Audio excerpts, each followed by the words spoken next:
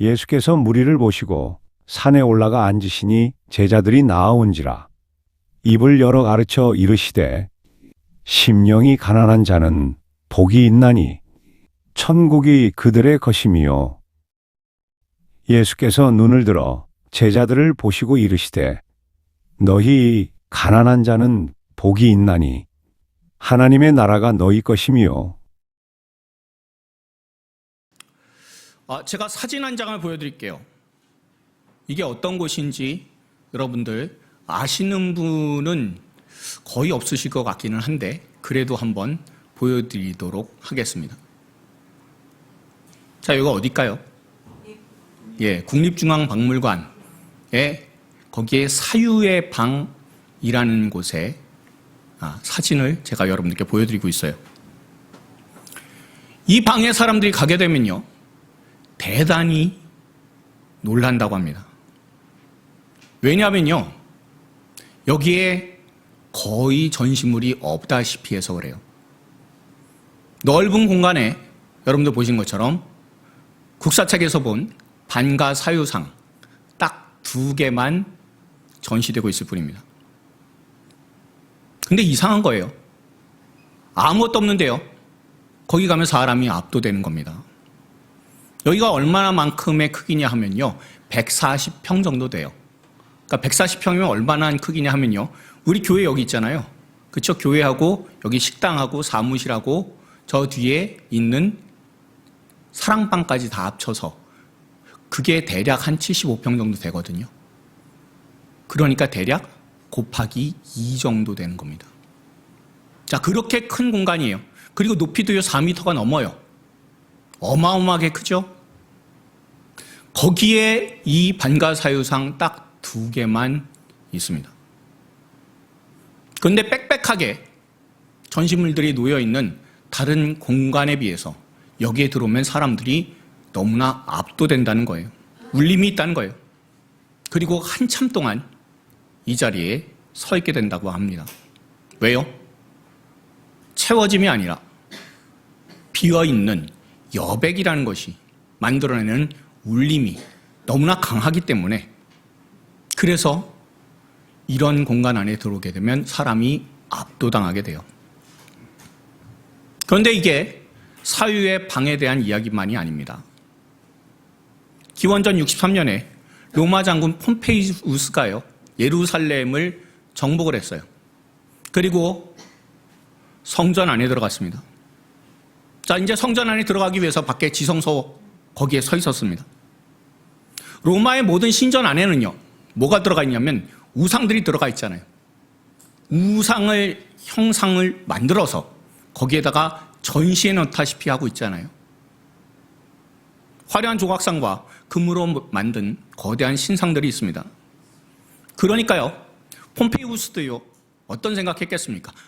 이제 유대인들이 섬긴다고 하는 그 여호와, 그 여호와의 신전, 성전이죠. 거기에 지성소, 거기에 들어가면은 정말 금은보화도 많고 그리고 거대한 우상도 있을 거라고 기대하면서 들어갔습니다. 근데 들어가고 나니까 뭐가 있었을까요? 아무것도 없습니다. 지성소라고 하는 공간에요, 아무것도 없어요. 단지 언약궤를 놓았을 때 그때의 성전에서 기초돌이라고 했었던 것, 그거 하나만 탁 놓여 있고요, 공간에 아무것도 없는 거예요. 그리고 성소를 들어갔을 때에도 똑같은 감정을 느꼈어요. 성소에도 대단한 우상이 조각되어 있는 게 아니라 거기에 떡상과 진설병상이죠, 그리고 금등대와 그리고 분향단 정도만 있었다고 해요. 그냥 얼마나 놀랐겠습니까? 폼페이우스가요, 이걸 보고 당황했대요. 이게 다야? 이게 전부야? 라고 하는 그런 기록이 남아있어요. 근데 그 비어있음이 무엇을 의미합니까? 이 지성소라고 하는 이 공간은 사람의 손으로 채울 수가 없다라는 거잖아요. 단지 기초돌 하나, 거기에 아무것도 없이 여백만 존재했습니다. 하나님의 자리, 그 비어있음 자체가 하나님의 임재라는 거예요. 다시 말하면요, 비어있을 때 그곳을 하나님께서 채워주신다라는 의미이기도 합니다. 그런데 유대인들 스스로 그 비어있는 공간, 그 여백을 없앴습니다. 어떻게 해요?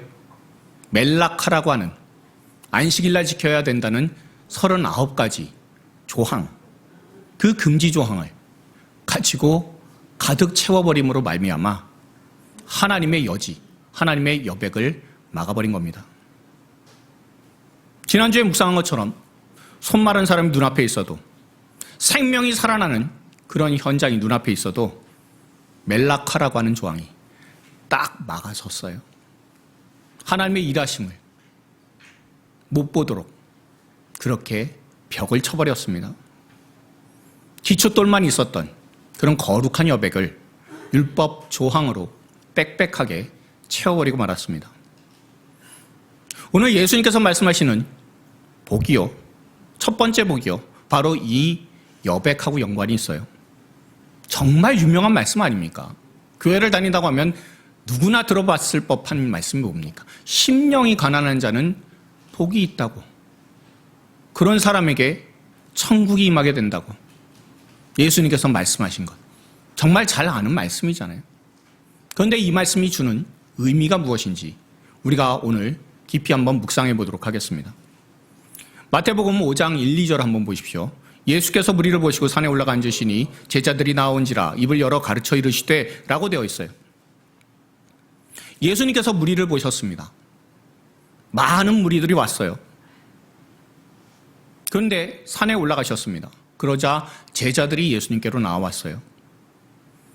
직전 설교에서 밤새 기도하시고 세워주신 그 사람들 아닙니까? 함께 있게 하시고 이제 말씀을 가르치시는 겁니다. 그리고 그 가르침의 첫 마디가 뭡니까? 심령이 가난한 자는 복이 있나니예요. 이게 우리가 잘 아는 마태복음 5장부터 7장까지의 그 산상수훈의 첫 마디입니다. 그리고 복이 있다라고 하는 거는요, 우리가 잘 아는 것처럼 시편 1편에서 기인해요. 시편 1편의 말씀, 복 있는 사람이 어떠한지 우리가 한번 읽어보도록 하겠습니다. 읽습니다. 복 있는 사람은 악인들의 꾀를 따르지 아니하며 죄인들의 길에 서지 아니하며 오만한 자들의 자리에 앉지 아니하고 오직 여호와의 율법을 즐거워하여 그의 율법을 주야로 묵상하는도다. 아멘. 자, 여러분 잘 보세요. 이런 사람 복이 있어야 돼요, 없어야 돼요? 당연히 있어야 되잖아요. 복을 받는 행위의 기준이 딱 정해져 있잖아요. 조건이 있잖아요. 이렇게 하면 복을 받는다라고 하나님께서 말씀하시는 겁니다. 그런데 예수님께서 말씀하시는 팔복은요, 완전히 달라요. 심령이 가난한 사람, 애통하는 사람, 그리고 온유한 사람. 세상 기준으로 보면요, 정말 복이 없는 사람이에요. 조건도 없어요. 그리고 거기에 따른 행위도 없습니다. 그냥 있는 그대로의 상태예요. 그런데 예수님은 복이 있다 말씀하세요. 여러분, 가난하면 나중에 부자가 된다라고 하는 역전을 말씀하시는 게 아니에요. 사실 가난한 게 좋다라고 하는 그런 역설, 아이러니를 말씀하신 것도 아닙니다. 그리고 가난이 천국을 가는 조건이 아니에요. 그리고 가난이 복의 원인도 아닙니다. 그러면 왜 복이 있습니까? 여백이 있어서 그래요. 하나님 오실 자리가 있어서 그렇습니다.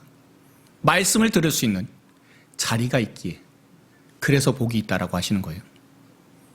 이걸 가장 선명하게 보여주는 그런 장면이 에스겔 26장부터 28장까지 나와요. 새벽기도 나오시는 분들은 다 아실 거예요. 26장부터 28장까지의 그 나라가 두로라고 하는 나라입니다.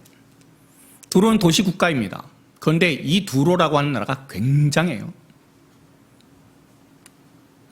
완벽하게 모든 게 다 채워졌었던 그런 도시가 두로입니다. 에스겔 27장을 보면요.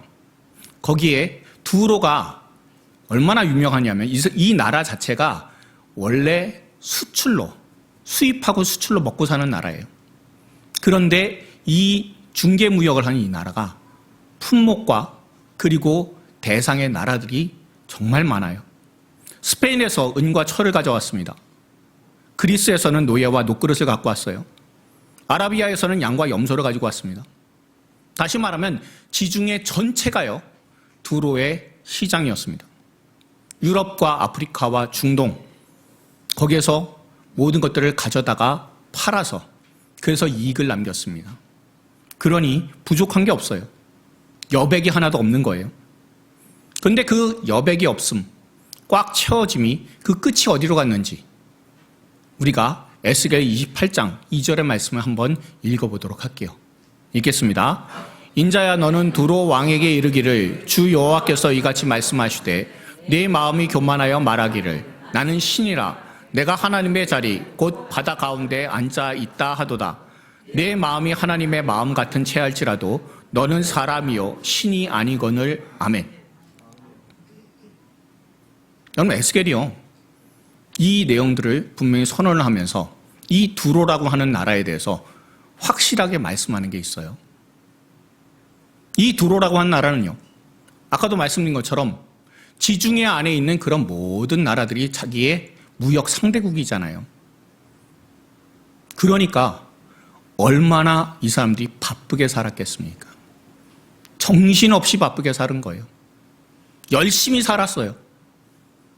그냥 단순히 우상숭배를 한 것이 아니라 정말 열심히 살았습니다.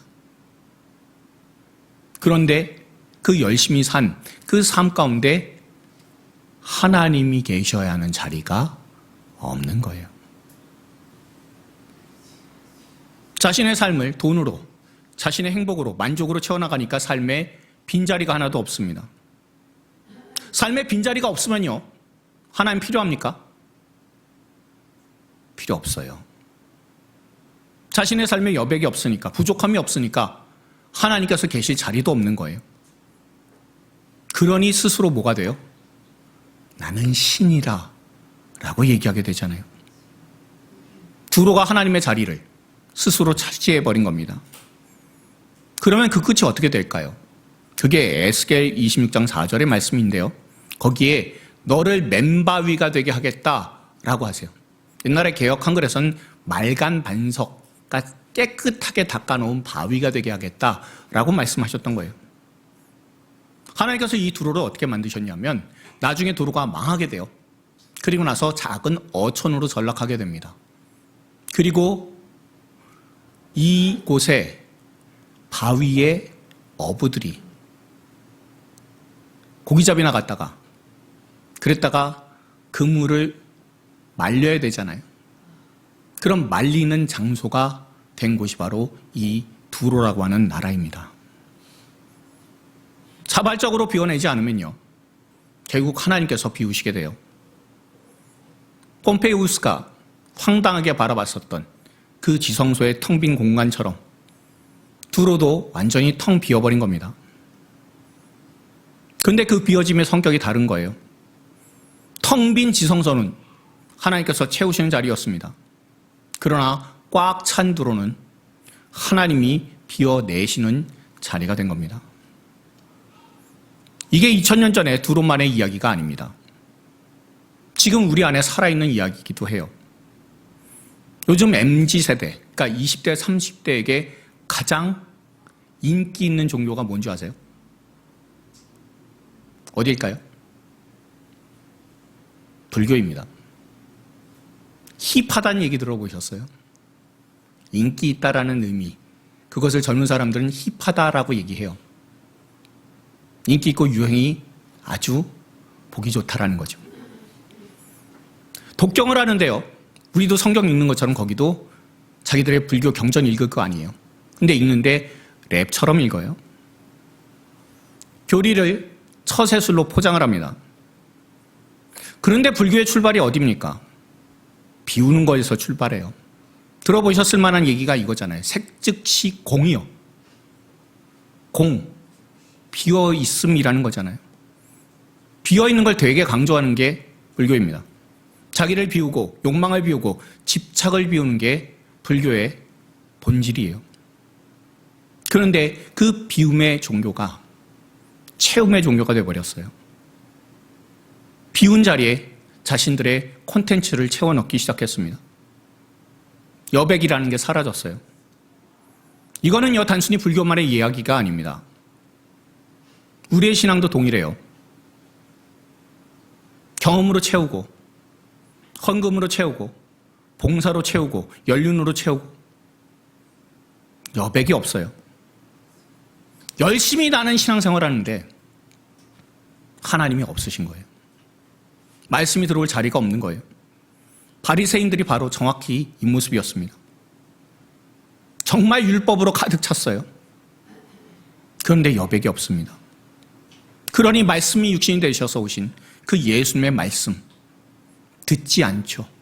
다 거절하죠. 오히려 죽이려고 해요. 멜라카라고 하는 조항이 무슨 뜻입니까? 이게 제가 늘 말씀드린 것처럼 유대인들이 안식일을 잘 지키기 위해 우리가 이렇게 잘 지키자라고 해서 39가지 조항을 만들어 놓은 게 그게 멜라카잖아요. 안식일 잘 지키겠다고 열심히 내 삶에 있어서 모든 것들을 비워내고 그렇게 하려고 했었던 게 이 멜라카입니다. 그런데 이 멜라카가 사람들 마음에 꽉 채워졌어요. 39가지 조항이 다 채워지는 바람에 그 마음과 생각 안에 가득해지는 바람에 정작 생명의 말씀이신 예수님께서 찾아오셨는데 말씀을 하시는데 기적을 보여주시는데 안식일을 어긴다고 그러면서 예수님을 몰아냈습니다. 사람들은요 율법으로 종교생활로 더 채우려고 했는데 예수님께서는 가난한 자가 복이 있다라고 말씀하시며 심령이 가난한 자에게 복이 있다라고 말씀하시며 비워내라고 하나님 아닌 거는 다 비워내라고 하나님께서 함께 하실 여지를 만들라고 여백을 만들라고 그렇게 우리에게 말씀하신 겁니다. 우리 신앙생활도 똑같이 될 수 있어요. 하나님을 위해서 시작한 것들이 어느 순간 하나님을 막아서는 것들이 됩니다. 내가 교회를 오래 다닌 것, 내가 맡은 직분이라는 것, 내가 그동안 열심히 하나님께 헌금을 드렸다는 것, 내가 하나님 앞에서 봉사를 한다는 것, 그게 어느 순간에 나 이 정도면 하나님 앞에서 잘하고 있는 것 아니야? 라는 걸로 방패를 세워서 하나님께 들게 됩니다. 하나님 오실 여지를 다 막아서고 있는 거예요. 혹은 신앙생활이 아니더라도 하나님 들어오실 삶의 여백이 없이 세상 것들로 채우게 되면 복이 없는 인생, 은혜가 사라지는 인생이 되고 말아요. 예전에 주일학교 부장선생님 하셨던 분이 기억이 나요. 안수 집사님이셨는데요. 이제 회사에서 은퇴를 하셨습니다. 그때 이런 말씀을 교우들 앞에 했어요. 이제 시간이 생겼으니까 하나님 앞에 더 많이 있을 수 있겠다라고 되게 좋아하셨어요. 주변에서는 정말 잘 됐다고 이제 인생 2회차를 잘 살아보시라고 다들 축복해 주었습니다. 그런데 이분이요 6개월 지났는데 이분의 스케줄을 보니까 회사 다닐 때보다 훨씬 더 빡빡해요. 혼자도 돌봐야 되고요. 경로당도 가야 되고요. 여행도 가야 되고요. 동창 모임도 나가야 되고요. 각종 약속들이 다 생긴 겁니다. 은퇴 전보다 훨씬 여유가 사라졌어요. 그리고 꽉 채워진 달력이 하나님께 나오는 걸 방해했습니다. 자발적으로 비우지 않으면요. 절대로 우리의 삶의 여백은 생기지 않습니다. 은퇴를 해도요, 나이가 들어도요, 상황이 바뀌어도 자발적으로 비워내지 않으면 여백은 생기지 않아요. 제가 자주 말씀드린 게 있는데 그 중에 하나가 뭐가 있냐면 시간이 나면이라는 말 저는 별로 안 믿습니다. 시간 나는 거 아니에요. 시간은 내는 겁니다. 그렇잖아요. 시간 나면 해보겠다? 아니에요. 그거는 평생 안 해요. 단지 그것을 하기 위해서는 내가 시간을 내야 되는 거죠. 여러분들의 심령에, 저와 여러분의 마음속에, 생각에 무엇이 가득 차 있습니까? 너무 세상의 일들이, 내 계획이, 내 판단이, 내 생각이 가득 차서 하나님께서 임재하실 여지가 사라지지는 않았습니까? 바쁜 일상 때문에, 돈에 대한 걱정 때문에, 사람에 대한 염려 때문에, 자식 문제 때문에, 건강에 대한 근심 때문에 이런 것들이 꽉 차서 하나님께서 여러분들과 함께 하실 자리를 만들지 못하고 있지는 않습니까? 그러니 기독교에서 비운다는 것은요, 그냥 텅 빈 것을 얘기하는 게 아니에요. 하나님도 없이 그냥 완전히 비워진 것을 의미하는 게 아닙니다. 하나님으로 채워질 여백으로 만들어낸다는 것, 그것을 여러분께서 꼭 기억하십시오. 그래서 시편 1편에 복 있는 사람은요, 악인들이나 죄인들이나 오만한 사람, 그 뒤를 쫓아다니면서 하나님 함께 하실 그 여백을, 그거를 사라지게 만드는 사람이 아니라 말씀을 주야로 묵상하는 사람이라고 해요. 그럼 말씀 묵상하면 어떤 일이 벌어질까요? 하나님 아닌 것들이 점점 밖으로 쫓겨나가요. 내 죄책감이나 과거의 상처나 탐욕의 자리를 하나님의 말씀이 비워내줍니다. 그러니 저와 여러분들 모두가 지금 이 자리에서 우리 스스로를 돌아볼 수 있길 바랍니다. 나는 하나님을 위해서, 하나님께서 함께 하실 그 자리를 위해서 얼마만큼 비워내고 있는지, 하나님의 말씀이 내 안에 들어올 여백이 있는지 점검해 볼 수 있는 저와 여러분들이 다 되길 바랍니다. 그러면 삶의 여백이 생기면요, 어떤 일이 일어날까요? 마태복음 5장 3절하고요, 누가복음 6장 20절의 말씀을 우리가 다시 한번 읽어볼게요. 읽습니다. 심령이 가난한 자는 복이 있나니 천국이 그들의 것이며 너희 가난한 자는 복이 있나니 하나님의 나라가 너희 것이며. 아멘. 차이가 있죠. 마태복음에서는 심령이 가난한 자입니다. 내면의 상태예요. 그런데 누가복음에서는 어떻습니까? 그냥 가난한 자예요. 현실의 상태입니다. 근데 이 둘을 한꺼번에 봐야만 이 말씀의 의미를 정확하게 알 수 있어요. 내면에 비어있음 하고요, 현실에 비어있음이 연결된다는 것을 기억하십시오. 우선 심령이 가난하다는 것이 어떤 의미입니까? 여백이 있다는 거잖아요. 비어있다는 거잖아요. 그런데 그냥 비어있는 게 목적이 아니라는 거예요.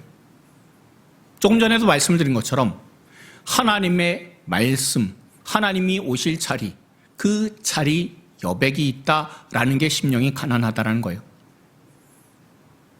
내 생각이 가득한 사람은요, 말씀이 들어올 자리가 없습니다. 내 걱정으로 가득한 사람은요, 말씀이 들어올 자리가 없어요. 내 계획으로 가득한 사람은 말씀이 들어올 여지가 없습니다. 내 의로 가득한 사람이요, 그런 사람은 하나님께서 그 안으로 안 들어오세요. 바리새인들이 바로 이런 모습이었습니다. 성경을 정말 잘 알았어요. 여러분, 바리새인들 쉽게 생각하지 마십시오. 맨날 예수님께서 독사의 자식들이라고 그렇게 욕을 하고 다니셨으니까 저것들은 맨날 자기 의만 있어라고 생각하시는데, 아니에요. 경건한 바리새인들은요, 모세오경을 외우고 다니는 사람들입니다. 창출레민신을 외우고 다니는 사람들이에요. 무서운 사람들입니다.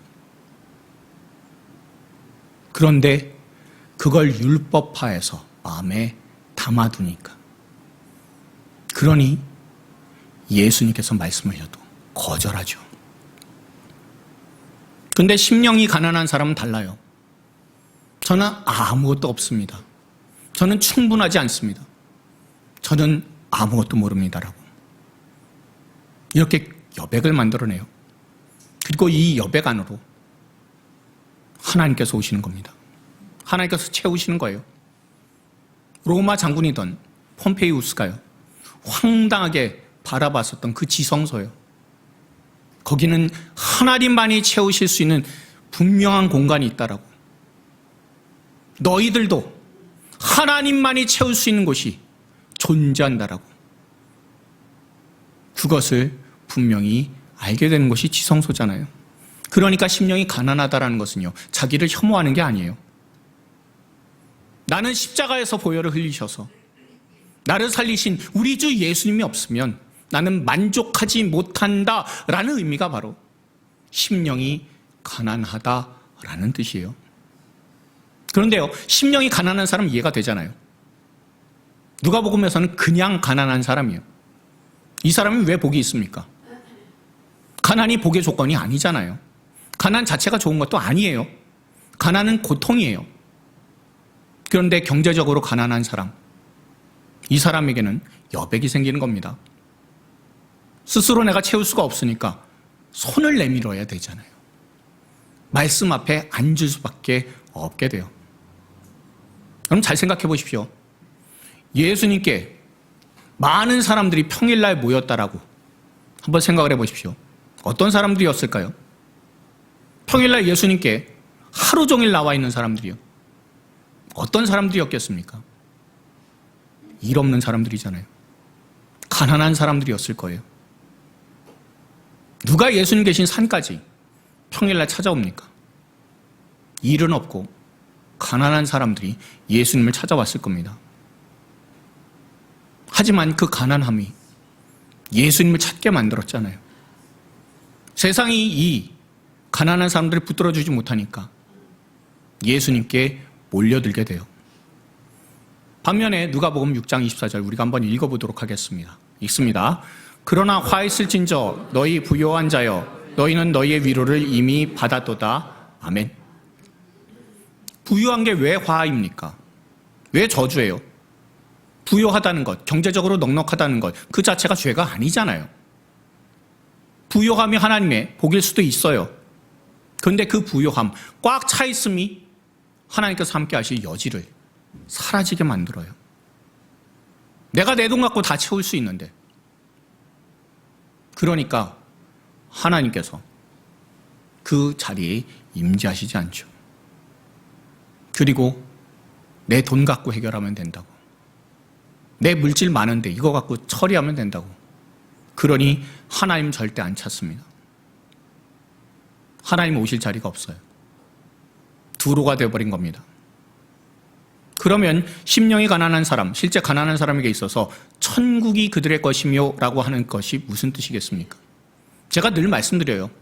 천국은요, 죽어서 가는 곳이 아닙니다. 하나님께서 함께 하시는 곳이 천국이잖아요. 잘 생각하셔야 되는 게, 우리는 맨날 죽어서 천국 간다라고만 생각해요. 그러니까 천국은 멀어요. 몇십 년 후에 그때에서야 가는 곳이다라고만 자꾸 생각해요. 근데 아니에요. 천국은 근본적으로 하나님께서 계시는 곳입니다.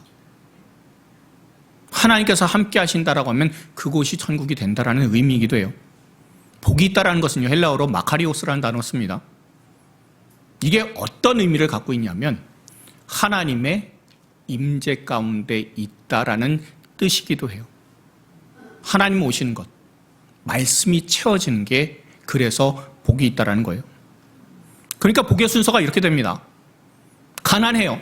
가난하니까 여백이 있습니다. 여백이 있으니까 말씀을 들어요. 말씀을 들을 때 하나님께서 보시고 채워주세요. 그리고 하나님께서 채우시는 곳, 공급하시는 곳, 그러니까 거기가 천국이죠. 그래서 천국이 심령이 가난한 사람들의 것이다 라고 예수님께서 말씀하시는 거예요. 내가 만들어낸 복이 아닙니다.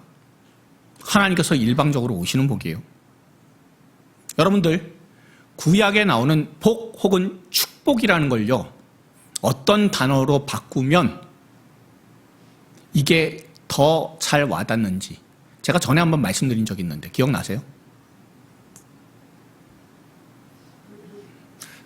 기억 안 해주셔서 감사합니다.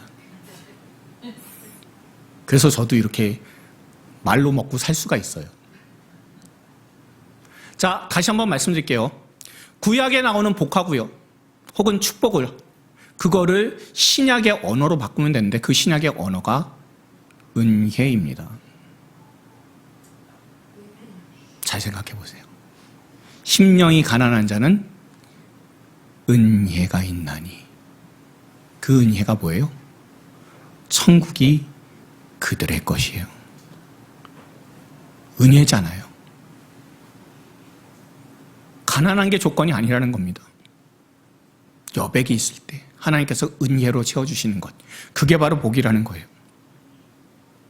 그리고 이 예수님의 이야기가 전체 흐름 지금까지 우리가 해왔었던 것, 그런 내용들이 1차적으로 완성되는 것이 바로 이 산상수훈입니다. 구원 이후의 삶이 출발점이에요. 구원받았다. 그래서 우리가 천국 간다. 그게 전부가 아니라고 말씀드렸잖아요. 천국 가는 게 목적이면 하나님께서 어떻게 하셔야 돼요? 우리가 예수님 믿은 그 즉시 천국 데리고 가셔야 되는 게 맞잖아요. 근데 우리가 여기 남아있다니까요. 신앙생활 힘들게 왜 힘이 듭니까? 이렇게 신앙생활 오래 할 거라고 누군가 얘기해 준 사람이 없어서 그렇잖아요. 그렇지 않습니까? 신앙생활이 힘든 이유는요, 오래 한다는 얘기를 안 해줘서 그렇고요. 그리고 여백을 만들어야 한다는 얘기 아무도 안 해줬어요. 그리고 여백을 만들 때 거기에 하나님께서 함께 하신다는 얘기도 우리가 잘 들은 적이 없어서 그래요. 예수님께서 저와 여러분의 삶의 여백에 계속해서 말씀으로 찾아오시는 것, 그것이 복이다라는 것을 여러분들 꼭 기억하십시오. 여러분들 옛날에 라디오 있잖아요. 라디오 들으려면 어떻게 해야 됐습니까? 주파수 다 이렇게 해서 맞춰야 돼요. 별별 짓을 다 했잖아요. 이게 주파수가 맞았는데 분명히 맞춘 것 같은데 안 하면 어떻게 합니까? 안테나도 막 돌려봐요. 그래서 겨우 맞추면 그제서야 잘 들리게 되죠. 그럼 우리가 하나 알 수 있는 건 이거잖아요. 라디오가 문제가 아니라 뭐예요? 계속해서 방송국에서는 주파수를 송출하고 있었는데 이걸 우리가 맞춰야만, 그래야만 우리가 방송을 들을 수 있었던 거잖아요. 심령의 가난함이 하나님께 주파수를 맞추게 되는 계기가 됩니다. 여백이 생기면요, 그제서야 말씀이 선명하게 들려요. 하나님의 말씀이요, 어느 때만 살짝 들리는 게 아니라 하나님의 말씀은 항상 오고 있어요. 그런데 내 마음에 여백이 없어서 주파수를 맞추지 않아서 하나님의 말씀이 안 들렸던 거예요. 하나님께서는 지금도 천지를 지으신, 아니 그 전부터 계속해서 일하고 계셨어요. 문제는요, 내 주파수예요. 내가 가득 차 있으면 잡음으로 가득하게 되어 있습니다. 주파수 잘못 맞추면요, 계속해서 들리는 잡음이 뭡니까? 우리 삶의 잡음들 많잖아요. 걱정 소리 들리고요, 내 욕심의 소리가 들리고요, 내 의의 소리들이 들립니다. 그 잡음들이 결국에 말씀 맞게 됩니다. 그러나 내가 비어있을 때, 내가 하나님께 주파수를 맞추게 될 때, 그때 하나님의 말씀이 선명하게 들리게 됩니다. 그런데 예수님께서 이 말씀을 몸으로 직접 보여주셨어요. 마태복음 4장 4절의 말씀 한번 읽어보도록 하겠습니다. 읽겠습니다. 예수께서 대답하여 이르시되 기록되었을 때 사람이 떡으로만 살 것이 아니요 하나님의 입으로부터 나오는 모든 말씀으로 살 것이라 하였느니라 하시니 아멘. 자, 예수님께서 이 마귀 유혹받을 때 언제였습니까? 광야에서 시험 받으실 때 40일 동안 줄이셨을 때잖아요. 40일 동안 줄이셨다 무슨 뜻입니까? 굶으셨다는 것, 배고프시다는 것, 그게 아니라 다 텅 비어 있었다라는 거죠. 그러나 텅 비어 있을 때 무엇이 역사합니까? 하나님의 말씀이 역사할 수 있다는 거예요. 다 비어 있는 그 현실이 오히려 하나님을 찾게 되고 하나님의 말씀으로 채우게 되며 그 말씀을 가지고 세상을 넉넉히 이길 수 있는 양식을 삼을 수 있다는 것을 예수님께서 우리에게 보여주신 겁니다. 가장 비어있을 때 말씀이 역사할 수 있는 계기가 된다라고 우리에게 알려주신 거예요. 그러니 예수님께서는 우리에게 찾아오셔서 저와 여러분의 빈 공간을 만드시는 그 역할을 하고 계신다는 것. 그리고 아까도 말씀을 드린 것처럼 말씀이 들어와야, 그래야 더 말씀으로 채울 수 있는 여백이 생기게 돼요. 그러니 우리 모두가 생명의 말씀 앞으로 부르시는 예수님께로 나아가는 저와 여러분들 되길 바랍니다. 말씀 맺고자 합니다. 저도 이 말씀 묵상하면서요, 되게 불편했어요. 하나님의 말씀이요, 우리에게 다가오게 될 때, 또한 저에게 다가오게 될 때 위로와 마음 평안함으로 다가오는 경우가 거의 없어요. 늘 불편함으로 다가옵니다. 그런데 불편하기 때문에 하나님 앞으로 나아가도록 해요. 설교를 준비한다는 것, 그리고 말씀을 안다는 것, 그게 어느 순간에 내 안에 여백이 될 수 없음을 깨닫게 됩니다.